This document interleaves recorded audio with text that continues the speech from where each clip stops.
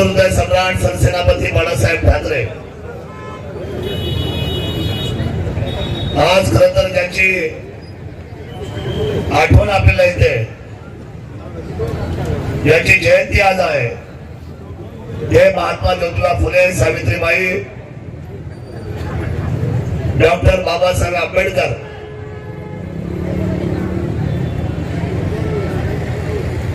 या राज्याला खरं तर सर्वसामान्य मुख्यमंत्र्यांची दिशा ज्यांनी दिली,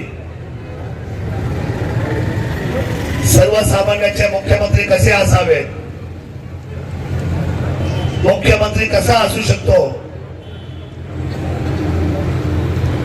हे यशस्वी मुख्यमंत्री म्हणून ज्यांनी या महाराष्ट्राचं नाव देशापासून तर अनेक जगभराच्या देशापर्यंत नेलं, ते आपले सर्वांचे लाडके यशस्वी मुख्यमंत्री आणि आताचे विद्यमान मुख्यमंत्री, उपमुख्यमंत्री, शिवसेनेचे सन्माननीय नेते आदरणीय एकनाथभाई शिंदे यांचं आगमन या ठिकाणी होतं. या खेड लोकसभेला ज्यांनी दिल्लीचा दरवाजा उघडा करून दाखवला, स्वर्गीय रामकृष्ण मोरे साहेबांना ज्यांनी या माध्यमामध्ये चितपट करून दाखवलं आणि दिल्लीला धोतरकीला हे मिळवणारे लोकनेते आदरणीय किसनराव बानखिले यांच्या स्मृतीला अभिवादन करतो. तर त्यांनी आपल्या आयुष्याची सर्व पुंजी या मातीमध्ये या ठिकाणी घातलेली आहे. आदरणीय किसनराव बानखिले साहेब, स्वर्गीय आमदार शिवाजीराव मेंढे पाटील, आदरणीय मौले गुरुजी आणि खरं शिवसेना, शिवसेना या चार शब्दाला खरं आज जे महत्व आहे, इथे त्या साहेबांची मला आज आठवण येते.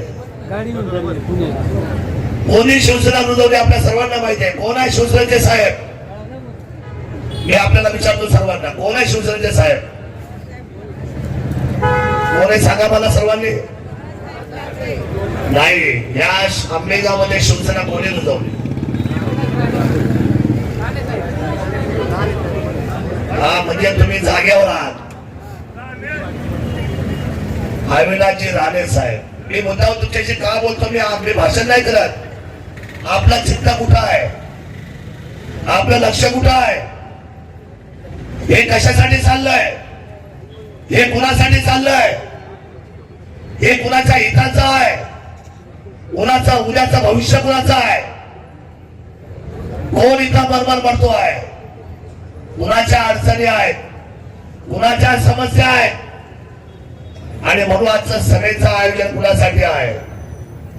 ज्यांनी शिवसेना रुजवली, वाढवली, या शिवसेना रुजवता ज्यांना डायबिटीज झाला, ज्यांना मधुमेह झाला आणि कमी वयामध्ये ज्यांना आयुष्याची सर्व तुळशीपत्र घरावर ठेवून जे शिवसेनेसाठी मेले, जे लोकनेते अविनाशजी राणे साहेबांना सुद्धा मानाचं वंदन शिवसेना आज या व्यासपीठावर करते आहे. ह्या लोकांनी करता शिवसेनेची मानवला रुजवली या मातीमध्ये. मी त्यांना प्रणाम करतो. सन्माननीय धर्मवीर चंद्रशेखर बानखिले, जे अमरनाथला सदैव तरुणांना ज्यांनी दिशा दिली, एक नऊ तरुण शिवशंभूचा जागर करू शकतो. शिवशंभूच्या नावाने आम्ही सगळी मंडळी हिमालयाच्या दिशेने वाटचाल करत असताना आम्ही सगळी मंडळी शिवशंभूचे पायी गावात काही तपनेश्वरची भूमी आहे. ही तपनेश्वरची भूमी, ही भीमाशंकरची भूमी. या भीमाशंकरला खरं 12 ज्योतिर्लिंगापैकी एक आपली असलेलं महत्वाचं स्थान आहे. आणि म्हणून आज आंबेगाव मंचरकरण एक वेगळी उंची आहे. या तपनेश्वरच्या भूमीमधून खरं सर्व मुलांना एक वेगळी दिशा देणारा आमचा धर्मवीर चंद्रशेखर बानखिले गेले, त्यांच्या सुद्धा स्मृतीला मी अभिवादन करतो. आदरणीय लक्ष्मणराव गांजळे सरपंचांना सुद्धा भावपूर्ण आदरांजली व्यक्त करतो. आपण सर्व शिंदे साहेबांची वाट पाहताय. पंचवर्षीय निवडणूक चालू झालेली आहे. मंचर हे गाव होतं गाव. या गावाला आता शहर असं नाव आहे. शहर मंचर आता शहर झालेलं आहे. एकनाथजी शिंदे साहेबांनी सही केली दत्ताभाऊ गांजळेंच्या पत्रावर आणि आता सरपंचाचा सन्मान आता नगराध्यक्ष या नावावर आलाय. ग्रामपंचायत सदस्याची ऐवजी आता आपण ही सगळी जी मंडळी व्यासपीठावर आहे ही सरपंचाची ऐवजी आता नगरसेवक होणार आहे. नगरसेविका होणार आहे. तुम्ही सगळी मंडळी आता मुंबई पुण्यासारखे होणार आहात आणि हे देखणे पण देणार नेतृत्व करतायत ते एकनाथजी शिंदे साहेब. या नगर विकास खात्याचा प्रमुख मंत्री पण त्यांच्याकडे आहे. शहराला किती पैसा दिला पाहिजे, केवढ्या प्रमाणात दिला पाहिजे, हे सर्व काम आदरणीय एकनाथजी शिंदे साहेबांच्या हातात आहे. व्यासपीठावर सन्माननीय उपनेत्या शिवसेनेच्या आमच्या भगिनी यांनी विधानसभा लढली. अवघ्या मताने त्यांचा पराभव झाला शिवसेनेवर. त्या आमच्या भगिनी या ठिकाणी सुलभाताई उभाळे या ठिकाणी उपस्थित आहेत. नगराध्यक्षीच्या उमेदवार सन्माननीय या ठिकाणी राजश्रीताई दत्ताभाऊ गांजळे या ठिकाणी उपस्थित आहेत. आमच्या जुन्नरच्या नगराध्यक्ष पदावर ज्या उभ्या आहेत त्या आदरणीय सुजाताताई मधुकर पांडुरंग गांजळे या ठिकाणी दोघाही पती पत्नी उपस्थित आहेत. शिवसेनेचे सन्माननीय जिल्हा प्रमुख आमचे बंधू आदरणीय देवीदासजी दरेकर, सन्माननीय आमचे दुसरे बंधू शिवसेनेचे जिल्हा प्रमुख भगवानजी पोकरकर जे उद्योजक आहेत, हे पंचायत समितीचे सभापती राहिलेले आहेत शिवसेनेचे. सन्माननीय जिल्ह्याच्या महिला आघाडीच्या जिल्हा प्रमुख आणि पंचायत समितीच्या सभापती म्हणून ज्यांनी काम केलं त्या संगीताई वाघ यांच्या बरोबर आमच्या दुसऱ्या जिल्हा समन्वयक म्हणून त्यांनी काम केलं करतायत. अतिशय सुंदर भाषण केलं त्या सुरेखाताई निकोट, आदरणीय तालुका प्रमुख प्रवीणजी असेल, तालुका प्रमुख जिल्ह्याचे आणि लोकनियुक्त सरपंच सन्मान्य बाबूराव पाटे असतील, उद्योजक रमेशजी येवले, उद्योजक नित्यानंदजी येवले, सन्मान्य युवा सेनेचे सचिन भाऊ बांगर, अजितजी चव्हाण, वैभवजी पोकरकर, दत्ताजी गांजळे, ज्योतिताई गाडे, सर्व सन्मान्य उमेदवार बंधू भगिनी, समोर असलेले आमचे सगळे लाजवाब पत्रकार. लाजवाब या विषयाने म्हटलो. आमची लढाई स्वाभिमानाची लढाई आहे. धनशक्ती विरुद्ध जनशक्ती, सामान्य जनशक्ती. आम्ही फाटके आहोत जरूर, पण आम्ही स्वाभिमानी तेवढेच आहोत. कोणीतरी म्हटलं की शिवसेना संपली, शिवसेना गेली. इथे धनुष्यबाणाचे 17च्या 17 उमेदवार सुद्धा तुम्हाला देता येणार नाही. आम्ही 17च्या 17 उमेदवार दिले देखील अविनाश राणे साहेबांचा विचार, किसनराव मानकले साहेबांचा विचार आम्ही संपवून देणार नाही. हातात घेतलेला शिवधनुष्य आम्ही खाली ठेवणार नाही. 17च्या 17 उमेदवार दिले देखील आणि 17च्या 17 उमेदवार महाविजयी रॅलीचे आजचे मानकरी ठरवून उद्याचा विजयी सुद्धा आम्हीच घेणार आहे. मी तुम्हाला आज या ठिकाणी सांगतो. आमची चेष्टा केली हिंदू हृदय सरदार बाळासाहेबांच्या शिवसेनेची चेष्टा. टिंगल खालच्या माणसाला, एक सर्वसामान्य माणसाला तुम्ही बोलायला लावता की शिवसेना संपली म्हणून बाईट द्या. माझा मनसरकरांना विचार नाही. मनसरकर तुम्ही आपण सगळे शिवसेना संपेल का? बोला पटपट माझ्याशी. शिवसेना संपेल का? शिवसेना तुम्ही संपवून देणार का? किसनराव मानकरेचा विचार तुम्ही संपवून देणार आहात का? आमच्या अविनाश राणे साहेबांचा विचार तुम्ही संपवून देणार आहात का? शिवसेना उभी राहिलेली आहे. मनसरकरांना मला तुम्हाला एक सांगायचं आवडतो. हा दत्ता गांजाडे म्हणून एक वेळा कार्यकर्ता आहे. हा दत्ता गांजाडे यांनी कोरोनामध्ये खूप मोठं काम केलं. आमच्या जुन्नर तालुक्यामध्ये 39 पेशंट पाठवले होते. या 39 सगळ्या लोकांना डबा पाठवायचं काम. इथे नवरा बायकोचा नव्हता, भाऊ भावाचा नव्हता, मुलगा बापाचा नव्हता. अशा करोना काळामध्ये जुन्नरचा तसा काही संबंध नाही हेमंतरशी. तसा म्हणजे कोणता? रुग्णांना सेवा देण्याचं काम सर्व असलेल्या ग्रामीण मध्ये आणि सर्व असलेल्या जुन्नर आंबेगावमध्ये स्वतःच्या जीव धोक्यामध्ये घालून आपल्या धर्मपतीचा कुंकू सुद्धा डोळ्यासमोर न ठेवता ज्यांनी अहोरात्र काम केलं, त्या करोनाचा महायुद्धात संकट मोचन म्हणून कोण असेल तर तो दत्ता भाऊ गांजाडे आहे. आपण आपल्या सर्वांना सांगितलं पाहिजे. ज्या माणसाने केलं त्याला केलं म्हटलं पाहिजे. ज्या माणसाने आपलं उभं आयुष्य केलं. हे झाले तयारी? आज येऊ दे हेलिकॉप्टर. हे झाले का? नाही लावा.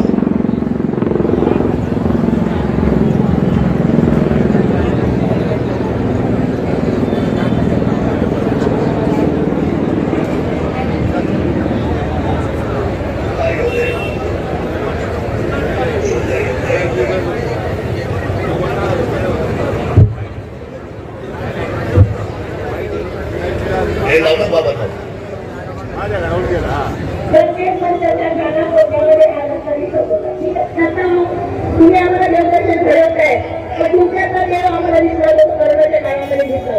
कारण या करोनाच्या काळामध्ये जेव्हा आमच्या घरातल्या व्यक्तीचं निधन होत होतं, आम्हालाही जवळ जाऊन तिला जात नव्हतं. शेवटचा जो अंतिम संस्कार असतो तो घरच्या लोकांनी करायचा असतो, पण ती सगळी जबाबदारी रद्द उचलली होती. त्या परमेश्वराचा आशीर्वाद त्याच्या पाठीशी आहे, म्हणूनच एवढं परत त्याला मिळतंय. रस्त्यावरती चीज बांधून होतं, पण प्रत्येक माणसाच्या गाणा कोपऱ्यामध्ये हा दत्ता दिसत होता. ही कौतुक याच्यासाठी काही मला बाकी सगळ्या गोष्टीचं काही घेणं नाही फारसं, परंतु एक व्यक्ती समाजामध्ये समाजासाठी कशा प्रकारे काम करते त्याचं उत्तम उदाहरण म्हणजे दत्ता आहे.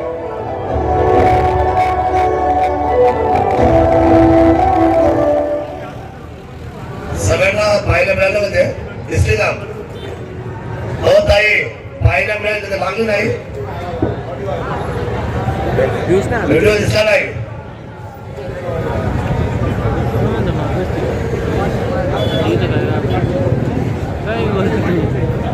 स्टोरेज आहे तिथे जो ब्राईटनेस वाढवला त्याच्यात दिसत नाही म्हणजे लावले कशाला? हाईट दिली ना जास्त चेअर जाते आणि बघते ना फिरते नाही. हे पोडियम आहे ना, पोडियम तर मध्ये फिरतं. हां, त्याच्यासाठी स्टँडला पाहिजे लागलं.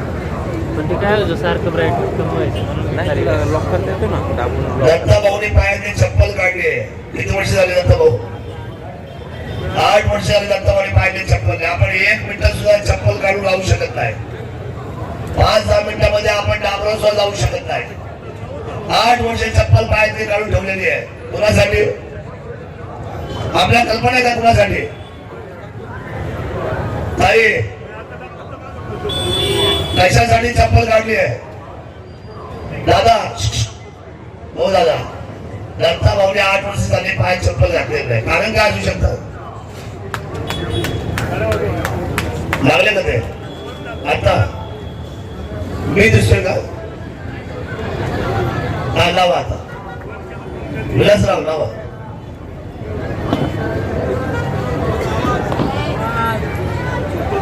आवाज. तुमची सुद्धा परीक्षा घेतली तुम्ही किती? करोनाच्या काळामध्ये दिसतो. कारण या करोनाच्या काळामध्ये जेव्हा आमच्या घरातल्याच व्यक्तीचं निधन होत होतं, आम्हालाही जवळ जाऊन तिला जात नव्हतं. शेवटचा जो अंतिम संस्कार असतो तो घरच्या लोकांनी करायचा असतो, पण ती सगळी जबाबदारी रद्द उचलली होती. या परमेश्वराचा आशीर्वाद त्याच्या पाठीशी आहे,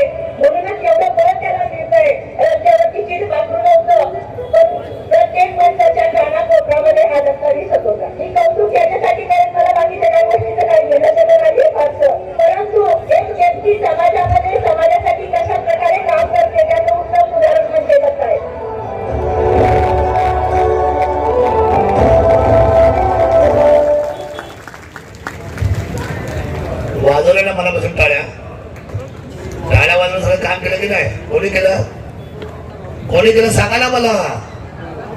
दत्ताभाऊ गांधीने केलं ना. त्यांनी पायाची चप्पल उतरवली गेली 8 वर्ष झाली. दत्ताभाऊ गांधारे हे किसनरावचे परिपक्व चेला आहे. टाळ्या वाजवा जरा. दत्ताभाऊ गांधळे किसनराव मानकरे यांचे परिपक्व चेले आहेत आणि हे समोरच्या सर्व लोकांना मातीमध्ये लोळवल्याशिवाय राहणार नाही ही विश्वप्रतिज्ञा आज झालेली आहे. एक अनुभवी आणि ज्येष्ठ माणूस म्हणू शकतो. त्याचं कारण काय? त्यागाशिवाय समाज घडत नाही. छत्रपती शिवरायांचा जय जयकार होतो कशामुळे? केवळ त्यागामुळे. महात्मा ज्योतिबा फुले सावित्रीबाईंचा जय जयकार होतो कशामुळे? केवळ त्यागामुळे. डॉक्टर बाबासाहेबांचा जय जयकार होतो केवळ त्यागामुळे. आणि मी सांगतो किसनराव मानकरे यांच्या चेल्याचा आणि त्याच्या कुटुंबाचा सुद्धा उद्या भगवा झेंडा फडकून जय जयकार झाल्याशिवाय राहणार नाही. हा विश्वास मला मंत्र करण्यात द्यायला आहे. मला काही लोक म्हटले की शरद दादा तुम्ही बाहेरून आमच्याकडे का आले? मला ठिकाण आहे कारण मला हात जोडून विनंती करायची आहे की आतापर्यंतच्या या जिल्ह्याच्या आणि राज्याच्या राजकारणामध्ये पलीकडे असलेले दोन्ही मोठे नेते हे आमच्या जुन्नर मध्ये आलेत, खेड मध्ये आलेत, शिरूर मध्ये आलेत, साखर मध्ये आलेत, भोसरी मध्ये सुद्धा आलेलं आहे तुमच्याकडं. हे इथले दोन्ही नेते भोसरी मध्ये आले, हडपसर मध्ये आले. म्हणजे तुम्ही दोघे कुठेही गेले तर तुम्हाला एनओसी आहे. आणि शरद सोनवणे मनसर मध्ये आले तर शरद सोनवणे फरक आहे. आंबेगाव तालुका शरद सोनवणेचा आंदोलन आहे. या मंचरच्या गल्ली गोळामध्ये मी गोठ्या खेळलेलो आहे लहानपणी. काय गोठ्या भावना खेळलोय. या मंचरकरांच्या आणि आंबेगावच्या अंगा खांद्यावर आम्ही खेळलेलो आहे. घोडेगाव हे माझ्या मामाचं गाव आहे. मी फरका झालो. आज इथं बिबट्याला हल्ला झाला, पेपर घेतला. कोण आलं पहिलं धावून? पहिलं धावून कोण आलं सांगा मला? शरद सोनवणे आला आणि एकटा नाही आला. त्याच्याबरोबर वादळ आणलं. त्यांचं नाव आहे एकनाथ भाई शिंदे. इथं बसले हे कुटुंब बसले आमचं. बोंबे परिवार इथं आले त्यांना भेटायला. या दोन्ही मुलांच्या या दोन्ही बापाच्या घराच्या मुली गेलेल्या आहेत. छोटी छोटी बाळा गेलेली आहेत. किती दिवस राजकारणाचं तुम्ही सगळे मंडळी किती दिवस राजकारण करणार? छत्रपती शिवरायांच्या या मातीला या रयतेला कर्तृत्वाचा गंध आहे आणि आपुलकीची नाळ आहे. म्हणजे लष्की असली, मैत्री असली, लग्न असली, पूजा असली,